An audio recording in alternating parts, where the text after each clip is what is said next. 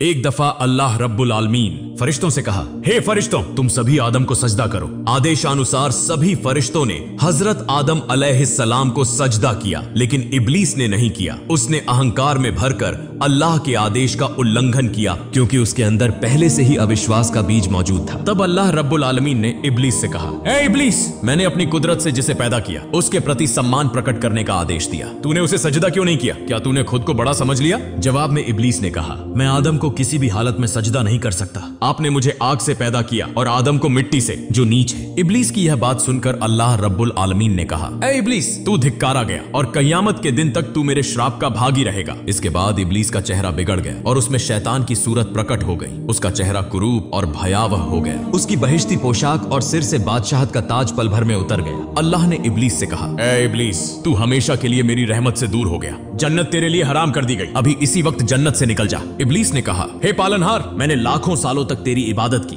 क्या मुझे इसके बदले कुछ नहीं मिलेगा? क्या मुझे इस तरह की सजा देना इंसाफ है? अल्लाह ने कहा, ए गुनहगार इब्लीस, बता तू मुझसे क्या चाहता है? जन्नत को छोड़कर जो कुछ मांगेगा मैं तुझे दूंगा, क्योंकि मैं किसी प्रार्थना को ठुकराता नहीं। तब इब्लीस ने कहा, हे प्रभु, जब मुझे कभी जन्नत नसीब नहीं होगी तो मेरी एक प्रार्थना है कि क़यामत तक मुझे हयात बख्श दे। अल्लाह ने कहा, जाओ, मैंने तुम्हें क़यामत तक की जिंदगी दे दी। फिर इब्लीस ने कहा, हे प्रभु, मेरी दूसरी प्रार्थना यह है कि मुझे ऐसी शक्ति प्रदान करें कि मैं आपकी सभी मखलूक को देख सकूं, लेकिन आदम और उनकी औलाद मुझे न देख सके। मैं उनके जिस्म में रग रग में घूम सकूं और जब चाहूं अपनी सूरत बदल सकूं। अल्लाह ने कहा, जाओ, तुम्हारी यह प्रार्थना भी मंजूर हुई। पापी इब्लीस ने इतनी शक्ति पाकर कहा, हे प्रभु, यह जान लो कि आदम के कारण मेरी जिंदगी भर की इबादत बेकार हो गई। मैं हमेशा के लिए तेरा धिक्कारा हुआ और श्रापित बन गया। मैं आदम और उनकी संतान से बदला लिए बिना नहीं रहूंगा। मैं यह प्रण करता हूं कि आदम की औलाद को हर युग में भटकाऊंगा और उन्हें अपने साथ जहन्नम का वासी बनाऊंगा। अल्लाह रब्बुल आलमीन ने कहा, ए गुनहगार इब्लीस, जो मेरे आदेश का पालन करेंगे और सत्य पर डटे रहेंगे उन्हें तुम कभी भी पथभ्रष्ट नहीं कर सकोगे, लेकिन जो मेरी आज्ञा का त्याग कर तुम्हारा अनुसरण करेंगे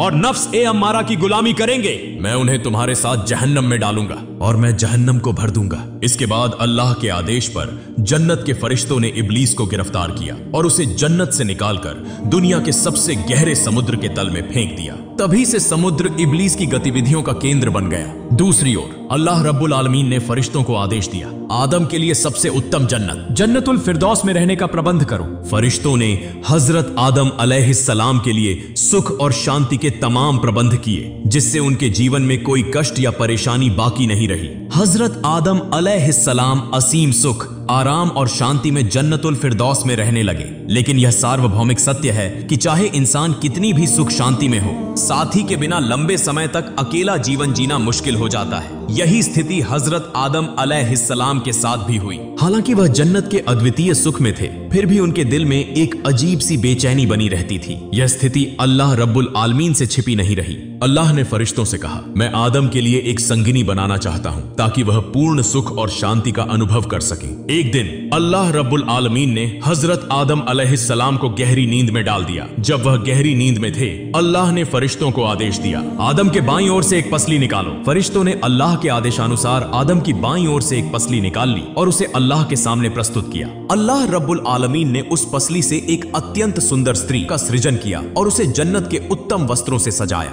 इस परम सुंदर स्त्री का नाम हव्वा रखा गया। उनका यह नाम इसलिए रखा गया क्योंकि अल्लाह ने उन्हें एक जीवित व्यक्ति की पसली से पैदा किया था। इसके बाद बीबी हव्वा अलैहिस्सलाम को आदम अलैहिस्सलाम के पास बिठा दिया गया। अल्लाह रब्बुल आलमीन ने हजरत आदम अलैहिस्सलाम को जगाया। जब वह जागे तो उन्होंने अपने पास एक अत्यंत सुंदर स्त्री को बैठा पाया। हजरत आदम अलैहिस्सलाम के मन में सवाल उठा, यह सुंदर स्त्री कौन है? ऐसी सुंदरता तो मैंने पहले कभी नहीं देखी। अल्लाह रब्बुल आलमीन ने कहा, हे आदम, मैंने तुम्हारी बेचैनी को दूर करने के लिए तुम्हारे लिए एक संगिनी बनाई है। यह स्त्री तुम्हारे जीवन की हमसफर होगी और सुख दुख में तुम्हारी सहभागी बनेगी। अल्लाह ने स्वाभाविक रूप से पुरुषों के दिल में महिलाओं के प्रति आकर्षण पैदा किया। यही कारण था कि हजरत आदम अलैहिस्सलाम बीबी हव्वा अलैहिस्सलाम के प्रति आकृष्ट हो गए। उन्होंने अपने हाथ बढ़ाकर बीबी हव्वा को छूने की कोशिश की, तुरंत ही अल्लाह की ओर से चेतावनी आई, हे आदम, विवाह से पहले हव्वा को छूने से परहेज करो, यह तुम्हारे लिए जायज नहीं है। अल्लाह की यह बात सुनकर हजरत आदम अलैहिस्सलाम ने कहा, हे मेरे पालनहार, फिर आप हमारा विवाह करवा दीजिए। फिर स्वयं अल्लाह रब्बुल आलमीन ने हजरत आदम अलैहिस्सलाम और बीबी हव्वा अलैहिस्सलाम का विवाह संपन्न करवाया। इस विवाह के अवसर पर सातों धरती और सातों आसमान के समस्त फरिश्ते इकट्ठा हुए और खुशी मनाने लगे। विवाह की खुतबा स्वयं अल्लाह रब्बुल आलमीन ने पेश की। इस खुतबा में उन्होंने अपनी महान शक्ति, असीम कुदरत और सृष्टि के रहस्य का उल्लेख किया। साथ ही उन्होंने हजरत मोहम्मद सल्लल्लाहु अलैहि वसल्लम की बयानी की, जो सृष्टि का मूल कारण और सबसे ऊंचे दर्जे के नबी, अल्लाह के अंतिम पैगंबर हैं।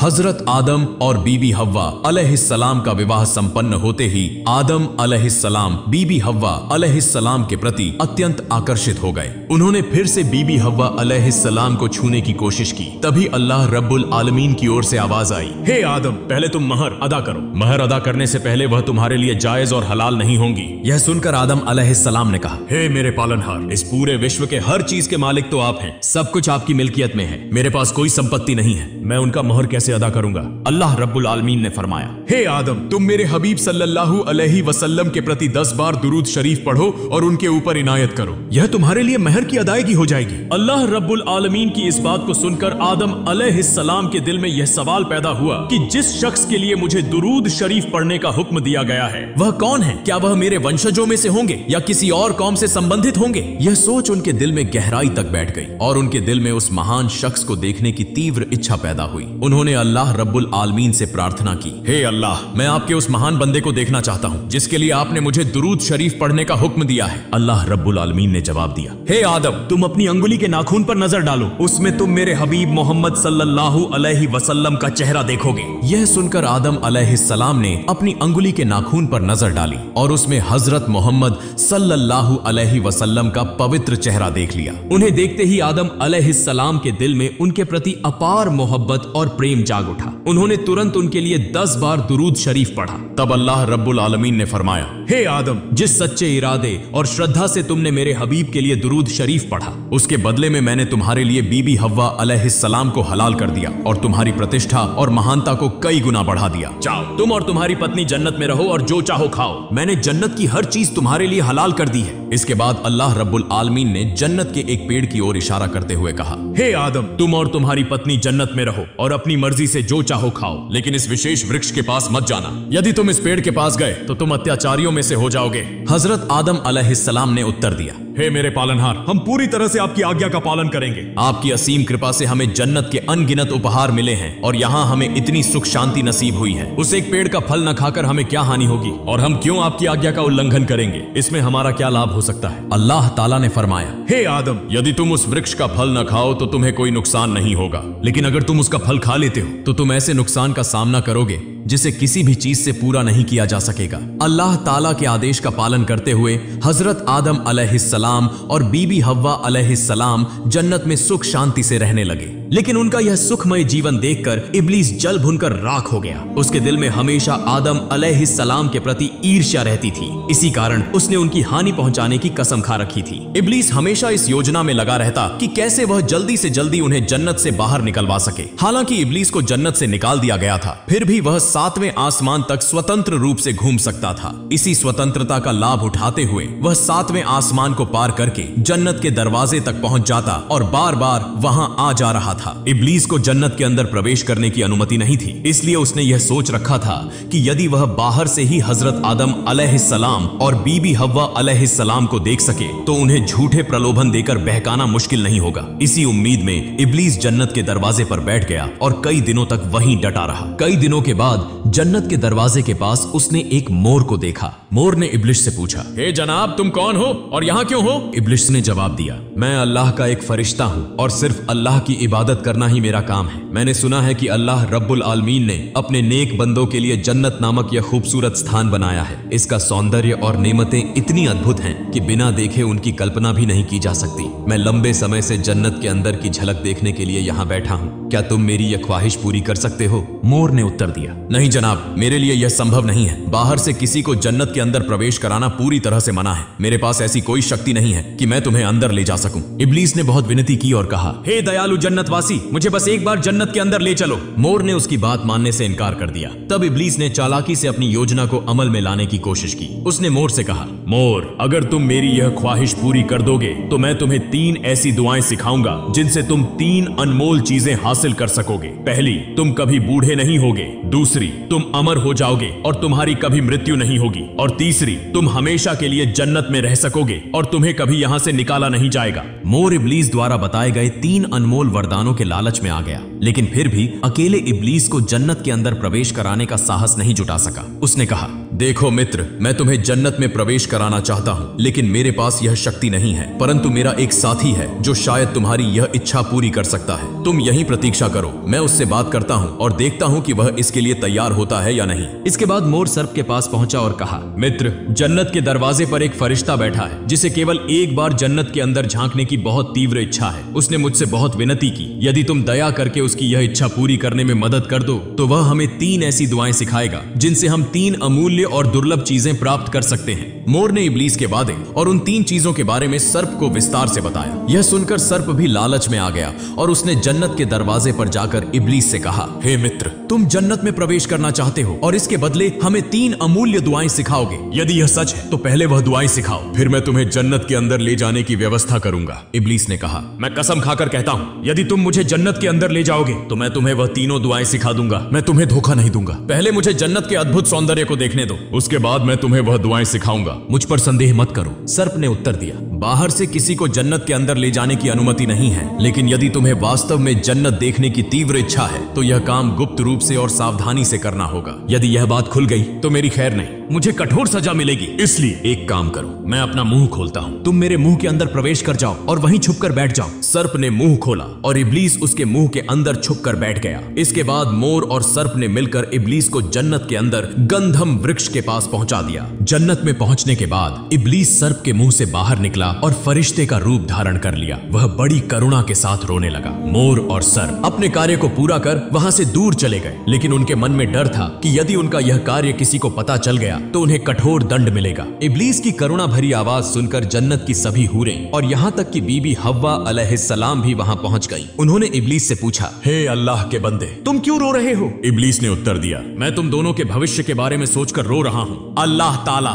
जल्द ही तुम्हें और तुम्हारे पति हजरत आदम अलैहिस्सलाम को जन्नत से निकालकर धरती पर भेज देंगे, जो एक नीरस और अशांतिपूर्ण स्थान है। यह बात अर्श आजीम पर लिखी गई है। उसने आगे कहा, धरती पर जाना एक प्रकार की सजा है। वहां भूख, गरीबी, दर्द, दुख, मेहनत और अशांति का सामना करना पड़ेगा। तुम्हें अपनी आजीविका के लिए कड़ी मेहनत करनी पड़ेगी। यदि भोजन उगाने में असफल रहे तो भूख से बेहाल हो जाओगे। वहां तुम्हारे कई संतानें होंगी, लेकिन उनके बीच हमेशा झगड़े और विवाद होते रहेंगे। हत्या और हिंसा वहां एक सामान्य बात बन जाएगी। तुम्हें धूप और बारिश में दिन गुजारने पड़ेंगे। सैकड़ों बार अल्लाह ताला को पुकारोगे, फिर भी उनका साक्षात्कार नहीं कर सकोगे। वह आसानी से बानी आदम की कोई भी मांग पूरी नहीं करेंगे। मनुष्य जन्म से लेकर मृत्यु तक लगातार परिश्रम करेगा, फिर भी अपने पेट की भूख शांत करने में असमर्थ रहेगा। तब वह अन्याय और बुरे रास्ते अपनाने के लिए मजबूर हो जाएगा। सच कहूं तो दोज़ख की यातना से दुनिया के कष्ट कोई कम नहीं होंगे। उस कठिन और पीड़ादायक धरती पर पहुंचकर तुम केवल दिन रात आंसू बहाकर रोओगे, लेकिन तुम्हारे आंसू भी तुम्हारे दुखों का अंत नहीं कर पाएंगे। मैं तुम्हारे उसी दुखमय जीवन के बारे में सोचकर रो रहा हूं।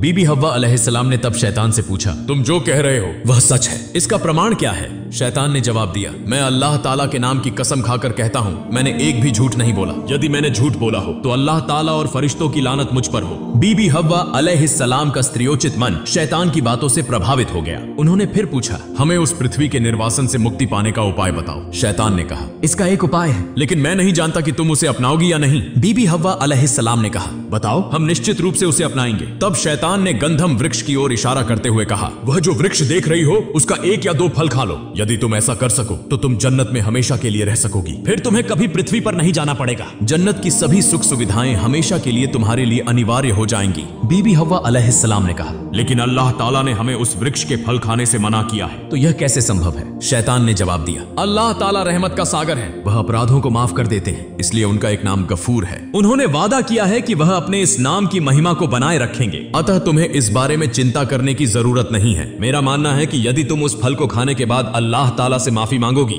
तो वह तुम्हें माफ कर देंगे। तुम उनकी माफी भी पा जाओगी और जन्नत में हमेशा के लिए रह सकोगी। अब सोच लो तुम क्या करना चाहती हो। शैतान की बातों पर हजरत हव्वा अलैहिस्सलाम विश्वास पास कर बैठी। तब उन्होंने उस वृक्ष के पास जाकर 3 फल तोड़े। फिर उन्होंने एक फल का छिलका उतारा और देखा कि उसमें से खून की बूंदें निकल रही हैं। हजरत मियांज रदियल्लाहु ताला अन्हु ने बताया है, हजरत हव्वा अलैहिस्सलाम के हाथ में गंधम वृक्ष का खून दिखने का कारण यह था कि सभी स्त्रियों को हर महीने एक बार रक्तस्राव का अनुभव अनिवार्य कर दिया गया। इसके बाद हजरत हव्वा अलैहिस्सलाम वह फल लेकर हजरत आदम अलैहिस्सलाम के पास पहुंची। हजरत आदम अलैहिस्सलाम ने उनसे पूछा, तुम इतनी मलिन क्यों दिख रही हो और तुम्हारे शरीर से वह सुगंध कहां गई? हजरत हव्वा अलैहिस्सलाम ने कहा, मैं एक गंभीर समाचार लेकर आई हूँ। हजरत आदम अलैहिस्सलाम ने पूछा, वह क्या है? हजरत हव्वा अलैहिस्सलाम ने कहा, अल्लाह ताला हमें हमेशा के लिए जन्नत से निकालकर पृथ्वी नामक एक स्थान पर निर्वासित करने वाले हैं, लेकिन मैंने पृथ्वी पर न जाकर जन्नत में हमेशा रहने का एक उपाय ढूंढ लिया है। यह उपाय एक फरिश्ते ने मुझे बताया है। उसने मुझे पृथ्वी के कठिन जीवन के बारे में विस्तार से बताया। जब मैंने उससे इसका समाधान पूछा तो उसने मुझे यह फल दिखाया और कहा,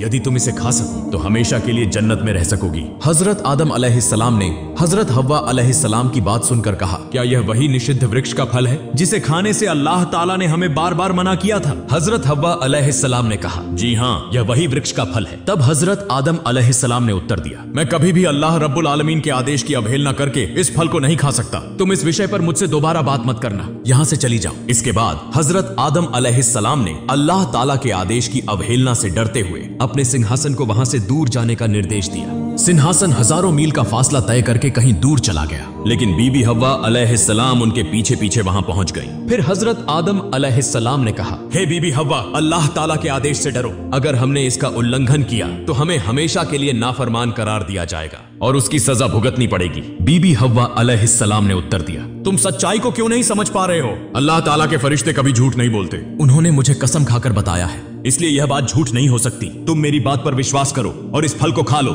हजरत आदम अलैहिस्सलाम ने कहा, अगर अल्लाह ताला हमें पृथ्वी पर निर्वासन में भेजना पसंद करते हैं तो मैं इसे खुशी खुशी स्वीकार कर लूंगा, लेकिन उनके आदेश का उल्लंघन मैं कभी नहीं कर सकता। जब बीबी हव्वा अलैहिस्सलाम ने देखा कि हजरत आदम अलैहिस्सलाम उनकी कोई बात नहीं सुन रहे हैं तो उन्होंने कहा, हे आदम, जरा सोचो, अल्लाह रब्बुल आलमीन अपने बंदों के सभी गुनाह माफ कर देते हैं। अगर हम यह फल खाने के बाद अल्लाह ताला से माफी मांगे तो वह अपनी रहमत से हमें माफ कर देंगे। इससे हमें जन्नत में हमेशा के लिए रहने का अवसर भी मिलेगा और अल्लाह ताला की माफी भी। बीबी हव्वा अलैहिस्सलाम की यह बात सुनकर हजरत आदम अलैहिस्सलाम सोचने लगे। उन्होंने माना कि बीबी हव्वा अलैहिस्सलाम ने गलत बात नहीं कही। यही उनका जीवन का एकमात्र निर्णयहीन क्षण था। उन्होंने सोचा कि शायद अल्लाह रब्बुल आलमीन उन्हें इसके लिए माफ कर देंगे। आखिरकार उन्होंने गंधम वृक्ष का फल खाने के लिए सहमति दे दी। जब हजरत आदम अलैहिस्सलाम ने फल खाने की सहमति दे दी तो बीबी हव्वा अलैहिस्सलाम ने खुशी खुशी एक फल उनके हाथ में दिया और दूसरा फल स्वयं खाने लगी। हजरत आदम अलैहिस्सलाम ने फल खा लिया। जैसे ही उन्होंने अल्लाह ताला के आदेश को भुलाकर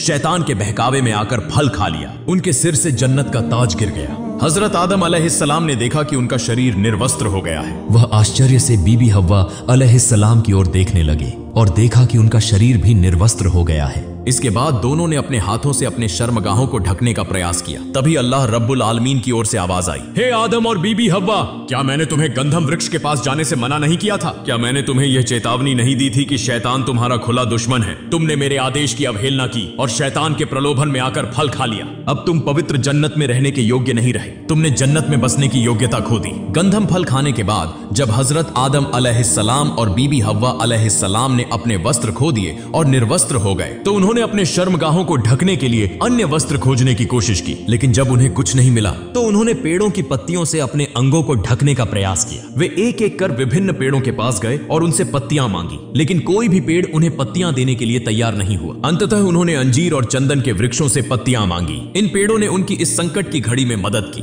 उन्होंने अपनी शाखाओं से पत्तियां तोड़ने की अनुमति दे दी। इसके बाद उन्होंने अंजीर की पत्तियों से अपने गुप्त अंग ढके और चंदन की पत्तियों से अपने अन्य अंगों को ढका। इस संकट के समय जब हजरत आदम अलैहिस्सलाम और बीबी हव्वा अलैहिस्सलाम अत्यंत कठिनाई और दुर्दशा में थे, उनकी मदद करने वाले पेड़ों की सहानुभूति ने अल्लाह रब्बुल आलमीन को प्रसन्न कर दिया। अल्लाह ताला ने अंजीर के फल को संसार में हमेशा के लिए प्रिय और स्वादिष्ट बना दिया। चंदन के पेड़ को इतना सुगंधित कर दिया कि दुनिया के लोग इसे जलाकर उसकी खुशबू का आनंद लेने लगे। इसके बाद हजरत आदम अलैहिस्सलाम और बीबी हव्वा अलैहिस्सलाम अपनी दुर्दशा से बेहाल होकर इधर उधर दौड़ने लगे। तभी अल्लाह रब्बुल आलमीन ने ने फरमाया, हे आदम और हव्वा, मैंने पहले ही तुम्हें गंधम वृक्ष के पास जाने से मना किया था और यह चेतावनी दी थी कि शैतान तुम्हारा खुला दुश्मन है। फिर भी तुमने मेरी बात नहीं मानी। अब तुम्हें सजा के रूप में धरती पर भेजा जाएगा। अल्लाह ताला ने फरिश्तों को आदेश दिया कि हजरत आदम अलैहिस्सलाम और बीबी हव्वा अलैहिस्सलाम को पृथ्वी पर उतार दें। फरिश्तों ने तुरंत आदेश का पालन किया।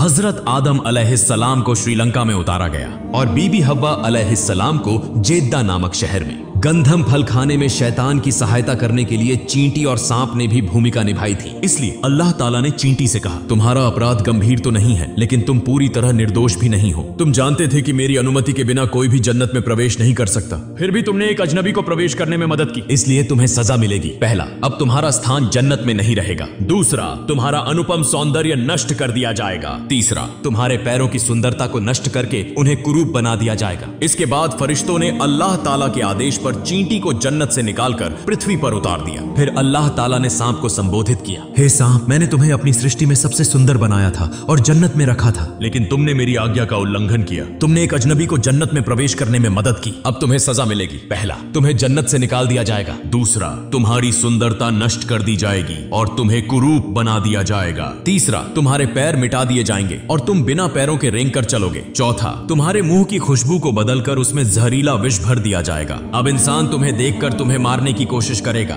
इसके बाद फरिश्तों ने सांप को भी जन्नत से निकालकर पृथ्वी पर उतार दिया। अंत में अल्लाह ताला ने शैतान से कहा, हे शैतान, मेरी आज्ञा का उल्लंघन करने के कारण मैंने तुम्हें पहले ही जन्नत से निकाल दिया था। अब तुमने मेरी अनुमति के बिना दोबारा जन्नत में प्रवेश किया और हजरत आदम अलैहिस्सलाम और बीबी हव्वा अलैहिस्सलाम को बहकाया। इसके लिए तुम पर कयामत तक मेरी लानत बरसती रहेगी। आज से आसमान के सभी दरवाजे तुम्हारे लिए बंद कर दिए जाएंगे। इसके बाद फरिश्तों ने शैतान को जन्नत से निकालकर धरती पर उतार दिया। जब हजरत आदम अलैहिस्सलाम श्रीलंका में और बीबी हव्वा अलैहिस्सलाम जेद्दा में उतरे तो उन्होंने अपने चारों ओर अंधकार और वीराना देखा। वे अनजान धरती पर अकेले थे और उनकी पीड़ा बढ़ गई। वे एक दूसरे को खोजते हुए 300 वर्षों तक लगातार रोते रहे। इस दौरान हजरत आदम अलैहिस्सलाम सिरंद्वीप में और बीबी हव्वा अलैहिस्सलाम जेद्दा में बैठे बैठे रोते रहे। इसके बाद एक दिन अल्लाह रब्बुल आलमीन ने अपने इस दुखी बंदे की ओर ध्यान दिया। उन्होंने हजरत जिब्राइल अलैहिस्सलाम को आदेश दिया, हे जिब्राइल, तुम आदम के पास जाओ और कहो कि वे मक्का शरीफ में हज करने के लिए रवाना हो जाएं। अल्लाह का आदेश पाकर हजरत आदम अलैहिस्सलाम तुरंत मक्का की ओर चल पड़े। मुफस्सिरों ने कहा है कि जब हजरत आदम अलैहिस्सलाम सिरंद्वीप श्रीलंका से मक्का के लिए रवाना हुए तो अल्लाह ताला ने सिरंद्वीप और मक्का के बीच की दूरी इतनी घटा दी कि सिर्फ 30 कदम चलने के बाद हजरत आदम अलैहिस्सलाम मक्का शरीफ पहुंच गए। मक्का शरीफ पहुंचकर हजरत आदम अलैहिस्सलाम अराफात के जाबल रहमत नामक स्थान पर गए और बैठ गए। वहां वे शारीरिक और मानसिक थकावट से अत्यंत दुर्बल हो गए। अराफात के उस स्थान पर बैठकर हजरत आदम अलैहिस्सलाम ने अल्लाह रब्बुल आलमीन की बारगाह में दुआ की, हे मेरे मालिक, मेरी और मेरी पत्नी की गलतियों को माफ कर दीजिए। मैं नहीं जानता कि बीबी हव्वा अलैहिस्सलाम कहां और किस हाल में हैं।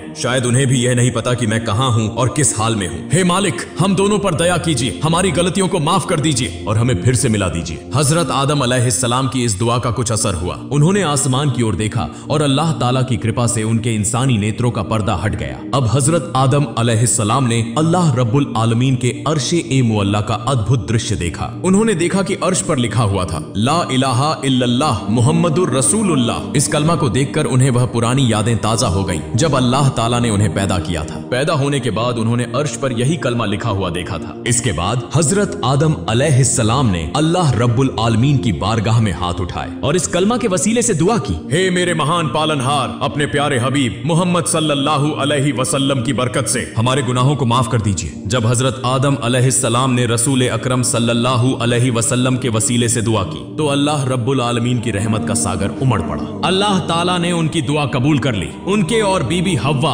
अलैहिस्सलाम के गुनाह माफ कर दिए और उन्हें पूरी तरह निर्दोष बना दिया। इसके बाद अल्लाह ताला ने जिब्राइल अलैहिस्सलाम के जरिए हजरत आदम अलैहिस्सलाम को यह खबर दी। जिब्राइल अलैहिस्सलाम ने कहा, हे आदम, आपने अपनी दुआ में मोहम्मद सल्लल्लाहु अलैहि वसल्लम का वसीला दिया। इसी कारण अल्लाह ताला ने आपकी दुआ कबूल कर ली और आपकी पत्नी के गुनाह भी माफ कर दिए। अगर आपने यह दुआ जन्नत में गुनाह करने के बाद की होती तो अल्लाह ताला वहीं आपके गुनाह माफ कर देते और आपको धरती पर नहीं आना पड़ता। हजरत आदम अलैहिस्सलाम ने कहा, हे जिब्राइल, इतने दिनों तक मैं इस कलमा को भूल चुका था, लेकिन आज अचानक अल्लाह ताला की मेहरबानी से मुझे यह कलमा याद आ गया और मैंने इस वसीले से अल्लाह ताला से दुआ की। जब यह बातचीत चल रही थी तभी हजरत आदम अलैहिस्सलाम की नजर दूर एक स्थान पर पड़ी। उन्होंने देखा कि जेद्दा की ओर से बीबी हव्वा अलैहिस्सलाम धीरे धीरे उनकी ओर आ रही हैं। यह दृश्य देखकर हजरत आदम अलैहिस्सलाम खुद को रोक नहीं सके। वे तेजी से दौड़कर बीबी हव्वा अलैहिस्सलाम के पास पहुंचे और उन्हें गले लगाकर रोने लगे। बीबी हव्वा अलैहिस्सलाम भी इतने लंबे समय बाद अपने शौहर से मिलकर बच्चों की तरह फूट फूट कर रोने लगी। 300 वर्षों के लंबे अलगाव के बाद पति पत्नी का यह पुनर्मिलन अद्वितीय था। उनकी यह सिसकियां और आंसू थमने का नाम नहीं ले रहे थे। धरती और आसमान के तमाम फरिश्ते यह दृश्य देख रहे थे। वे भी उनकी खुशी में शामिल हो गए और अल्लाह रब्बुल आलमीन का शुक्र अदा किया। जहां हजरत आदम अलैहिस्सलाम और बीबी हव्वा अलैहिस्सलाम का यह पुनर्मिलन हुआ, वह स्थान आज हमें अराफात के मैदान के नाम से जाना जाता है। अल्लाह रब्बुल आलमीन हमें उनके जीवन से शिक्षा लेने की तौफीक अता करे, आमीन।